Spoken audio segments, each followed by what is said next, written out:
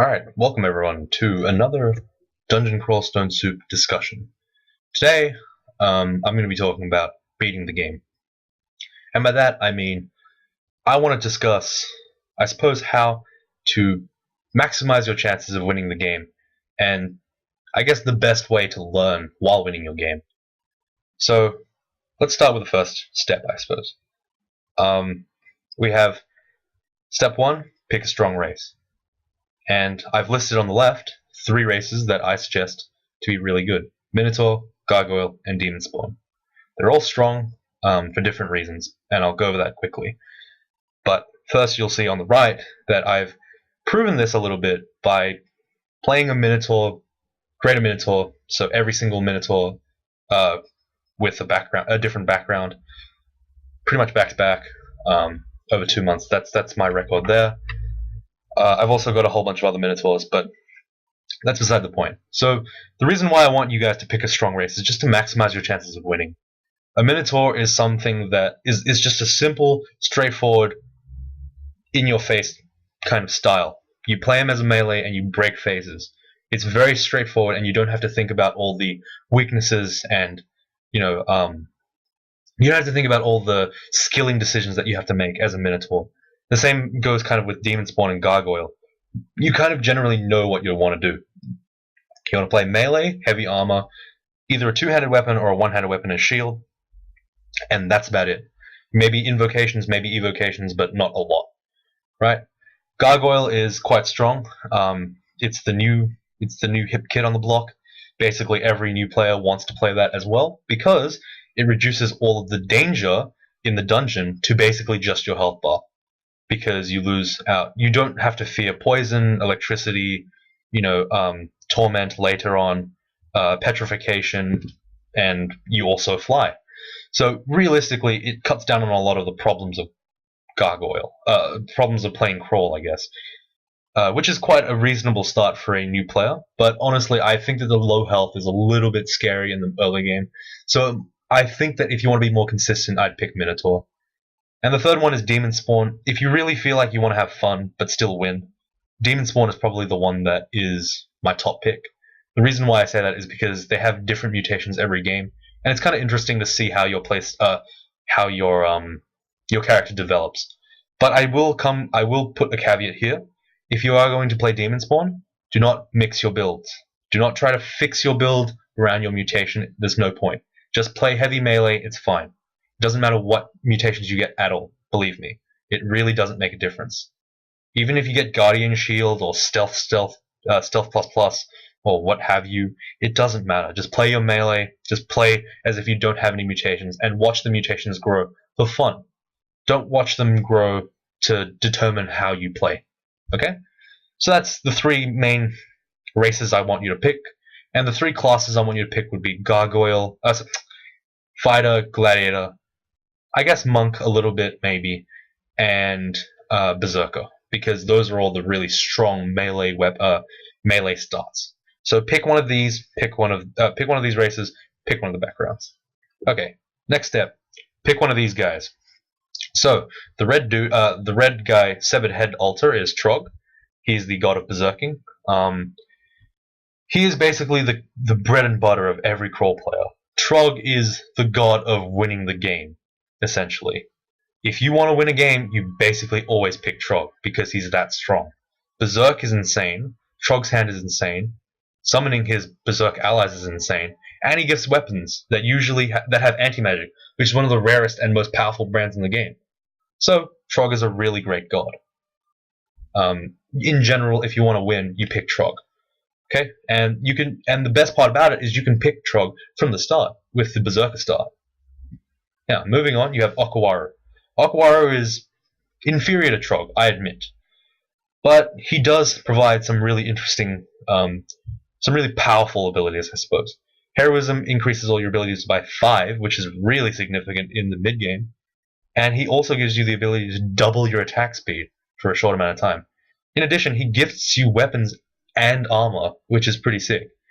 Generally speaking, half the equipment you'll get when playing a guy of Okawaru will be from Okawaru himself, which is pretty cool. So if you're worried about loot and stuff, pick Okawaru. The next god is the one with the black torches, is Ured. So Ured is the god of summoning undead, and he's pretty strong actually because he gives you a lot of extra health, quote unquote, because he provides you with summons that surround an enemy, dealing extra damage, and also absorbing attacks through those summons. It's actually quite a powerful strategy to play him. Even as a melee, you could pick at polearm and just hit over your dudes, or you can just pick axe. It doesn't matter. And bone dragons and profane servitors, which are the top tier gifts for this god, are incredibly potent. McCleb, which is the flickering flame, is another powerful god that I'd pick in any game I want to win. He doesn't give you the consistency of Trog and Okawara because he provides you with no weapon gifts, but he does give you summons which are incredibly potent, such as an Executioner, which is an incredibly fast-moving scythe attack dude, and he does give you the ability to gain health, which is really powerful. The ability to regenerate health from every kill provides new players especially with, I guess, a buffer. It gives them extra tankiness, and that's incredibly potent for a god. So picking McCleb, if you find a good weapon early on, you'd always pick McCleb, because McCleb would carry you through all of the mid and late game. He's an incredibly powerful god. The health alone, you could pretty much remove all of his abilities other than the health alone, and I'd still probably pick him half the time because he's that good. Health is really strong in this game. And the last god is a new one that hasn't really been around for too long. It's only been around since 0.17, but he's the god of gold, Gozag. Now, you might be questioning, Demise, why would you say Gozag compared to all these other gods? Well, let's look at what he gets. Potion Petition provides you with a costly but incredibly powerful just set of potions that you can instantly quaff. So like Heal Wounds, Haste, Might, Curing, for example. All four of those you could quaff at once for 400 gold. 400 gold plus whatever it costs to buy all those potions at the same time. And then you instantly quaff them. But the most powerful thing is the first one is free. So that basically means that your first Potion Petition will instantly save your life if you remember to use it. Instantly. Like you will almost never die with Potion Petition as your first move. It's a very powerful move. In addition, Gozag actually makes a lot of areas that are really dangerous for new players incredibly straightforward. For example, vaults, depths, Zot, shoals, and snake can be bribed with ease, and that turns the dungeon against itself. And that basically means you can waltz straight through, grab runes, waltz through, grab the old Zot, etc., etc. I believe I have a Demon Spawn Monk on the channel of Gozag. The last video really shows the power of Gozag. So if you're looking for a more interesting build, I guess, than the I'm a mainstream dude, the four gods I've mentioned just then, pick Gozag. He's a very strong god. So the next step in basically maximizing the win rate is not to pick any of these following gods. And I'm going to explain each god in depth. So Zom really, there's no real excuse. There's no real need to say why you shouldn't pick him. Zom is outright dangerous in a lot of situations. He doesn't provide you with any active ways of protecting yourself, and he basically sometimes just kills you. It's not a great way to play. It's very inconsistent. Therefore, playing him is not a great way to win. Playing the Shining One is a bit of a noob trap because even though he's a paladin god and he's thematically really cool, realistically, he doesn't provide you with enough stuff to justify picking him in the early game. He's more of an extended game god. And I will talk a bit more about him maybe a bit later. Quaslaal's the next one. The reason why I wouldn't pick him is because of the noise. While Quaslaal's abilities are really important and powerful, the fact that he has so much noise cuts down a lot of options for you as a player. Teleports are not really that safe because you're basically marked 100% of the time. Doing things like Zot, vaults, Zot, depths, and abyss are also really dangerous because of the noise. You basically don't get a rest unless you're going upstairs. And in places like Zot, you really don't want to be attracting everything on the floor. It's really quite a dangerous spot to be in. So Quaslaal is the god that really puts you in dangerous spots. Speaking of these kind of gods, Chabridos is another one. Basically, he is a noob trap, essentially. He gives you stats. He's basically the epitome of new player misconceptions. He slows you down, which people don't seem to think about, and then he gives you stats, which a lot of people think are really important. But it's actually the opposite. The movement speed that he gives, that he takes away, is really, really important to your character's survival. And the stats he gives you are not. Especially if you're playing a full melee, in particular. It really doesn't make a difference. Che is useful in certain situations, and he's useful in the hands of someone who understands how his deficit works and how to work around it. In fact, he's one of the most popular gods for turn count speedrunning, real-time speedrunning, high scores, etc., and so forth. He's very powerful, I agree, in certain situations. But at the end of the day, for a player who wants to win, it's not a god I'd pick, ever. Kiku is a god that really I felt like I shouldn't have put on this list, but I did because it's just a straightforward reason. He's a strong god, don't get me wrong. In fact, he's one of my favorite gods. He's Demise, pretty much, the god. But the reason why I would not pick him is because he gravitates too much towards a Scald style play. And I really I would discourage playing as a Scald as your first win. It's too fiddly, and it's too difficult to think about. And if you end up making the wrong mistake, you'll end up a lot weaker, and your chance of winning will be lowered. And the final god I want to talk about is Jivia, the slime god. The reason why I wouldn't pick Jivia, even though it would be tempting, is because let's start. The reason why it's tempting to pick Jivia is because he's so damn rare. You rarely ever see Jivia in a position at a time where it's actually feasible for you to pick him up. By the time you see him in lair, you've usually already got a god. So if you see him early, it's tempting to pick him up. But honestly, I wouldn't do it. And the reason why I'd say that is because he just doesn't conform to a playstyle that allows you to pick up items, use everything you've got. He takes away items from your character. He uses mutations on you. It's a playstyle that's a bit too weird and a little bit too wonderful to really, drive in that consistency. So I would avoid playing him. And so that's the 6 gods that really you should try to avoid, compared to the 5 gods you should really try to pick. So, again, I'm trying to put this as towards players who haven't won a game yet or have difficulty playing getting wins. If you pick these gods, you'll essentially learn how to win, and that's really important. So consider my advice with quite a bit of gravity. I'm not saying these lightly. Okay, I know this is all about fun and games and whatnot, but this is the kind of stuff that I played to make myself better. I always play these gods because I know that they make me stronger. They let me see the game, they let me interact with the game, but they increase my chances of winning exponentially. Anyway, the next point is a bit more polarizing, but please bear with me. It's don't go for 15 runes. And this one is a really important one. I've got a bit of a, I guess, sarcastic-y kind of flowchart on the screen here, saying basically always never do a 15 rune, essentially. That's the gist of it. And there's a reason for that. There's actually a couple of reasons. Well, the first one that I can think of is just the fact that 15 runes are essentially death wishes. When you play a 15 rune over a 3 rune, you're essentially letting your character die. If you are not prepared for it, you'll die, and it's just that simple. And that means that you've wasted maybe 6, 7 hours, maybe 10 hours, 12 hours into a game that you never even got to win. Compare that to a 4 or 5 hour game where you got to win, a 3 rune game. Your first win you're delaying just because you want extra glory. And in regards to that glory, look, I'm going to level with you here.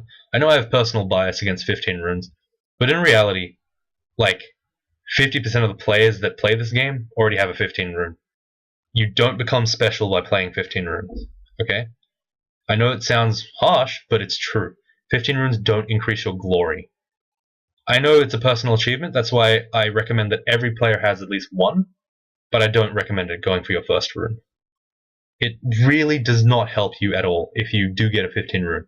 It doesn't improve your credit, because you're probably playing something that has been done a million times before. It doesn't mean much to a 15 rune compared to winning your first game. If you want to get a 15 rune, do it after you've become a good player, after you've become happy enough with the game that you can get to a 3 rune level quite reasonably. You could maybe do it once a week at least, or twice a week. If you can get a 3 rune game twice a week, or once or twice a week, then by all means go to take a 15 rune, because if you lose, you'll at least be able to win next time, right? But if you're throwing away a guy that you've literally never been able to get that far before, just so you can get some extra glory, it's not worth it. I myself personally have fallen into this trap, and that's why I always go against anyone who recommends extended for their first win. My first game that ever got a rune was a Minotaur Gladiator who ran Largetang, and I ended up dying in Cocytus as my 6th rune. I scummed Abyss for about 20k turns until I got everything I wanted. I went into the first hell, Cocytus, got destroyed by Antaeus in 4 turns. It's not fun. I was so close to quitting the game, and I know that anyone with like a little bit less, I guess, drive that I have, and like I guess passion for the game, would have quit, because that's one of those games where I spent 2-3 days just thinking about that game, and for like 3 weeks after that, I was just bummed. I was really bummed by the fact that I just died with 6 runes. Like I don't want anyone to go through that. I would prefer them to go through a 3 rune, feel the taste of victory, and then go for a 15 rune. At least if they've lost, look, it's not their first. It's not the win that never that could have been. You know what I mean? It's a win that you can repeat, essentially. It's not a character. If you have a character that is a golden egg among your games, don't throw them away. Don't squander them. Go for a 3 rune. And the last point that I want to make, and this ties into everything I've said before, is just don't overestimate yourself. I know it sounds really patronizing, but you have to think about it like this. You are not the best player at Crawl. You aren't. Don't try to go for an achievement. Don't try to go for some suboptimal thing that gets you extra stuff. Yeah? Don't try to impress people. Win the game for yourself. Win the game so you know what it feels like to win the game. Alright? The goal is to get the dungeon out of the dungeon. It doesn't matter what you do it on. Minotaur Berserker, Vampire, Chaos Knight, 3 rune, 15 rune. The goal of the game is to get through the dungeon. And I think it's really important that you try to limit yourself, to restrain yourself, to see how you can win. I would have never gotten to where I was, and I don't think any player really would, if they just said, screw it, I only play this game for fun. I got a couple of friends like that as well. And they can never reach their potential because they're just too busy thinking that, I have to do things the role-playing way, or I have to do things the honorable way, or some ridiculous suboptimal strategy that makes them better than the average player. But in reality, like, I've been playing for the same amount of time, and I'm 2, 3, 4 time greater player. I play in tournaments regularly. I have speedrun records and whatnot. I do all this stuff because I have a great foundation of games where I threw my hat in and I just said, I'm going to win a game. I'm going to win a game. And I just kept winning. And that mentality drove me to become a better player. And that's really, I think, the best way to learn. Try to win a lot. Try to win. Winning is the best way to learn this game. It is actually the most enjoyable feeling to win a game and then realize that you could do this again. You have that skill now. Don't try to win because of luck. Win because of skill and because you feel like it's repeatable and it's consistent. So essentially what I'm trying to say is, don't play things that are inconsistent, and don't do things that will lead to your death most of the time for any reason at all, really. You want to try to win. When you get, again, this video doesn't really apply to players that have like 20 wins, 10 wins, whatever, who feel like they know enough about the game and they don't care if they lose. I'm talking about the guys who are hungry for that orb. And I know that feeling. I'm always hungry for the orb. The orb of Zot is really important to me. It's the item I want every single time, right? So realistically, I can feel that hunger. I know that hunger because I always strive to win more at this game. So to you guys and to the guys who really want to improve yourself, just don't overestimate who you are. Don't overestimate how you feel about the game, how you think that your character is. And this spreads even towards tactics as well. Like, don't ever think your character is too strong to die, because that's the quickest way to get him killed. So that really just wraps up what I suppose I wanted to talk about in winning the game. It did end on a bit of a more negative note. It feels like I'm calling people like proud, arrogant, rude, whatever. But I don't really want to have it as that message. I just want to say, look, check yourself, right? Make sure that you're not in that mode where you're just in the mindset. it kind of ties in with my previous video. But that's really, I guess, how Crawl is. Crawl is a mental game. Crawl is a game that, for at least me, relies on my emotional state as much as it does my mentality and as much as it does my intellect.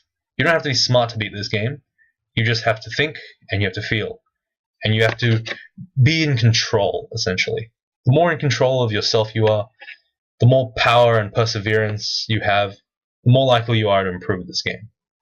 So, on that somewhat cheesy tone, I've been Demise, and this is one of my extra Crawl talks. So, thank you guys for watching, and I'll see you all next time.